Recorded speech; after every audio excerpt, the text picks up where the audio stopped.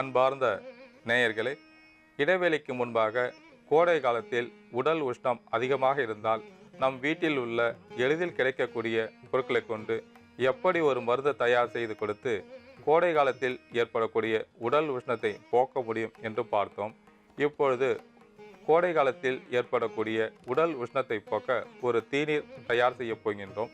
இந்த தீநீர் தயார் செய்வதற்கு நாம் எடுத்து வைத்துள்ள பொருட்களின் அளவுகளை பார்க்கலாம். நன்னாரி வேர் ஒரு சிறிய துண்டு, வெட்டி வேர் அரை தேக்கரண்டி, சந்தன எண்ணெய் 2 துளி, எலுமிச்சப்பழ சாறு அரை தேக்கரண்டி, பனங்கற்கண்டு தேவையான அளவு. அன்பார்ந்த நேயர்களே, இந்த தீநீர் தயார் செய்வதற்கு முதலில் 200 மில்லி தண்ணீரை ஒரு பாத்திரத்தில் எடுத்து லேசாக சூடேற்றவும். முதலில் ஒரு சிறிய துண்டு நன்னாரியை இடித்து சேர்க்கவும்.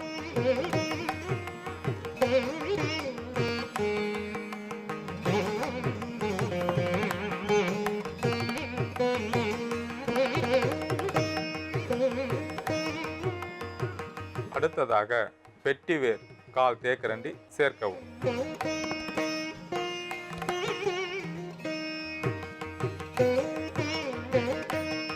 இந்த தீநீரை சிறு தீயில் வைத்து நன்றாக கொதிக்க வைக்க வேண்டும். 200 மில்லி நீருக்கு 100 மில்லி வரும் வரை நன்றாக கொதிக்க வைக்க வேண்டும். இப்பொழுது தேவையான அளவிற்கு பனங்கற்கண்டு சேர்க்கவும்.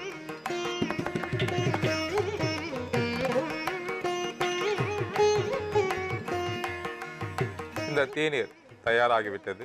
இப்பொழுது வடிகட்டி எடுத்துக்கொள்ளவும்.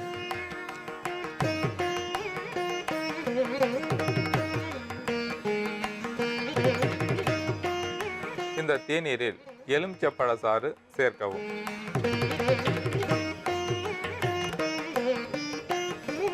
அடுத்ததாக 2 துளி சந்தன எண்ணெய் சேர்க்கவும்.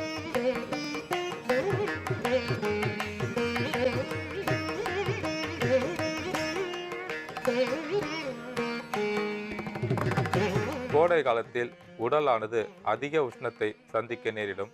அந்த உஷ்ணத்தை போக்குவதற்கு இந்த தீநீர் சிறந்த முறையில் பயன்படக்கூடியது. சிறு குழந்தைகள் முதல் பெரியவர்கள் வரைக்கும் உடல் உஷ்ணம் அதிகமாக இருக்கும். அந்த உடல் உஷ்ணத்தை போக்குவதற்கு இந்த மருந்தை சாப்பிட்டு உடல் உஷ்ணத்தை படிப்படியாக குறைக்கலாம். 5 வயதுடைய குழந்தைகளுக்கு அரை தேக்கரண்டி அளவிற்கு வெறும் வயிற்றில் கொடுக்கும்போது உடல் உஷ்ணம் படிப்படியாக குறையும். அதை போல 10 வயது உடைய குழந்தைகளுக்கு 1 தேக்கரண்டி அளவிற்கு காலையில் வெறும் வயிற்றில் கொடுக்க வேண்டும். பெரியவர்களுக்கு 50 மில்லி வீதம் காலை மாலை 2 வேளையும் சாப்பிட்டு கொண்டு வரும்போது உடல் குளிர்ச்சி பெறும். அது மட்டுமல்லாமல் சிறு குழந்தைகளுக்கு இந்த மருந்தை கொடுக்கும்போது சளி பிடிக்காது. ஏனென்றால் இவற்றை நன்றாக கொதிக்க வைத்து அந்த சூடாக இருக்கும் சமயத்தில் எலுமிச்சப்பழ சாறும் சந்தன எண்ணெயும் சேர்க்கிறோம். இந்த மருந்தை சாப்பிடும்போது கண்டிப்பாக சளி பிடிப்பதற்கு வாய்ப்பில்லை. கோடை காலத்தில் உடல் உஷ்ணம் அதிகமாகி சிரமப்படுபவர்கள் இந்த மருந்தை காலை மாலை 2 வேளையும் சாப்பிட்டு பயனடையுமாறு கேட்டுக்கொள்கிறேன்.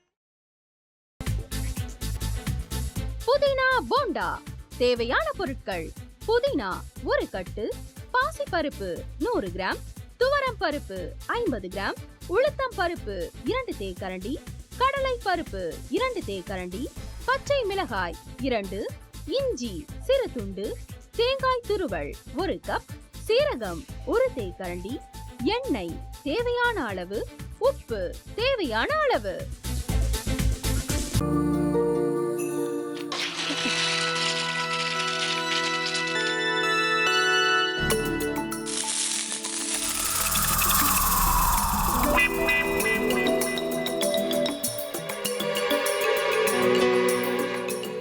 இந்த ஆம்லெட் பண்றதுக்குள்ள போதும் போதும் ஆயிடுது.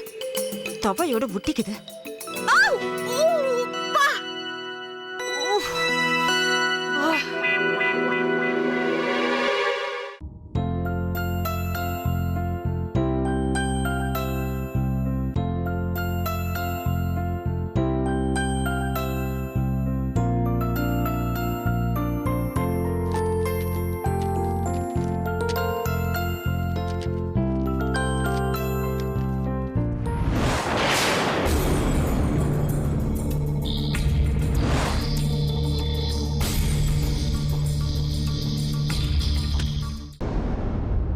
அமிர்தா இப்ப என்ன பண்ணிக்கிட்டு இருப்பாங்க? நாளைக்கு எல்லாரும் சேர்ந்து அவங்க வீட்டுல பொண்ணு கேட்கறதுக்காக போறோம். என்ன மாதிரி அவங்களும் ரொம்ப எக்ஸைட்டா இருப்பாங்களோ? ஆ, அதான் ஃபோன் நம்பர் இருக்கே, ஃபோன் பண்ணி கேட்டுடலாம்.